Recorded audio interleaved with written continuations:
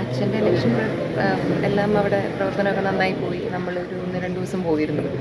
അപ്പം അന്നാണ് നമുക്ക് മനസ്സിലായത് ഈ ക്യാമ്പയിനിങ് എന്നൊക്കെ പറയുന്നത് ഒരുപാട് ബുദ്ധിമുട്ടുള്ള പണിയാണ്. നല്ല വെയിലത്ത് വെയിലും കൂടിയെല്ലാം കൊണ്ട് ഒരുപാട് സ്ഥലങ്ങളിൽ നടക്കണം. അപ്പോൾ നല്ല എഫേർട്ടുള്ള പണിയാണ്. അച്ഛൻ്റെ എഫേർട്ടിനൊക്കെ നല്ലൊരു റിസൾട്ട് കിട്ടട്ടെ എന്ന് വിചാരിക്കും.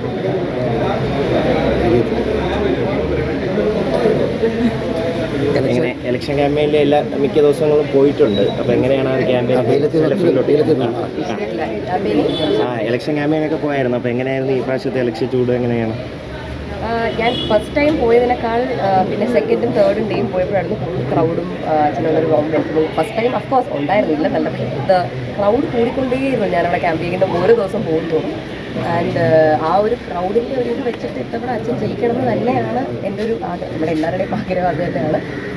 പിന്നെ അഫ്കോഴ്സ് എല്ലാവരും എഫോർട്ട് ഇടുന്ന പോലെ തന്നെ അച്ഛൻ ഒരുപാട് നല്ല എഫോർട്ട് ഇട്ടിട്ടുണ്ട്. So let the right candidate win.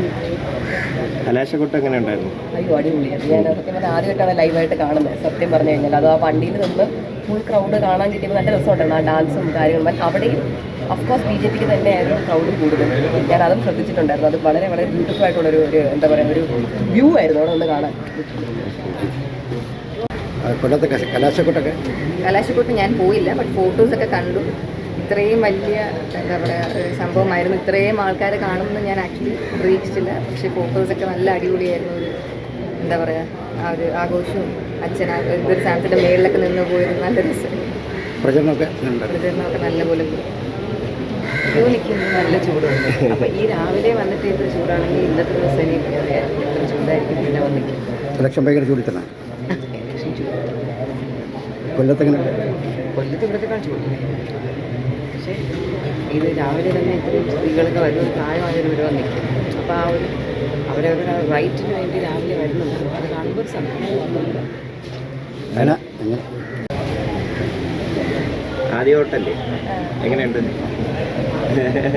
എന്ത് പറയാനും ആ ഒരു എക്സ്പീരിയൻസ്? രാവിലെ വന്ന് ഇങ്ങനെ ഇവിടെ നിൽക്കുകയാണ്. അപ്പോൾ എങ്ങനെയാണ് ആ ഒരു എക്സ്പീരിയൻസ്? കൊള്ളാം. എങ്ങനെയാ നടക്കാൻ പോണെന്ന് ഞാൻ ഇന്ന് കണ്ടിട്ട് പറയാം. ആദ്യമായിട്ട് അറിയാൻ പറ്റും. ആദ്യമായിട്ട് എനിക്കറിയാൻ പറ്റും. വോട്ട് കൊല്ലത്ത് പോയിട്ടുണ്ടായിരുന്നില്ലേ? അവിടെ എങ്ങനെ ഉണ്ടായിരുന്നു? നല്ല രസമായിരുന്നു. നല്ല എക്സ്പീരിയൻസ്. എങ്ങനെയുണ്ട്? കൊള്ളാം. എന്താ പറയുക, ഫസ്റ്റ് വോട്ടാണോ? അല്ല, മൂന്നാമത്തെ വോട്ടാണ്. കൊല്ലത്ത് എങ്ങനെയുണ്ട്? കൊല്ലത്തെല്ലാം വളരെ അടിപൊളിയായിരുന്നു.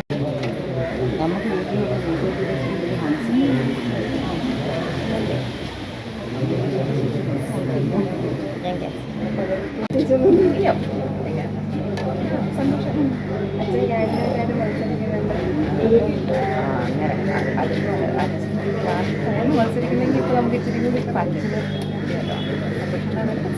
വോട്ട് ചെയ്യുന്ന എല്ലാവരെയും നമുക്ക് ഓരോ ഇന്ത്യൻ സിറ്റിസനും കിട്ടുന്നൊരു റൈറ്റ് ആണ് കേട്ടോ. അച്ഛനായാലും എല്ലാ കാൻഡിഡേറ്റിനും കുറച്ചും കൂടെ എക്സൈറ്റ്മെൻറ്റ് ഉണ്ടായിരുന്നു. പക്ഷേ സ്റ്റിൽ എല്ലാവർക്കും ഓപ്പർച്യൂണിറ്റി കിട്ടുന്ന സന്തോഷമാണ്. അല്ല, അത്യാവശ്യം പ്രായമുണ്ട്. കണ്ടാൽ പറയാം അത്യാവശ്യം പ്രായമുള്ള കുട്ടിയാണ്. എല്ലാവരും സന്തോഷം.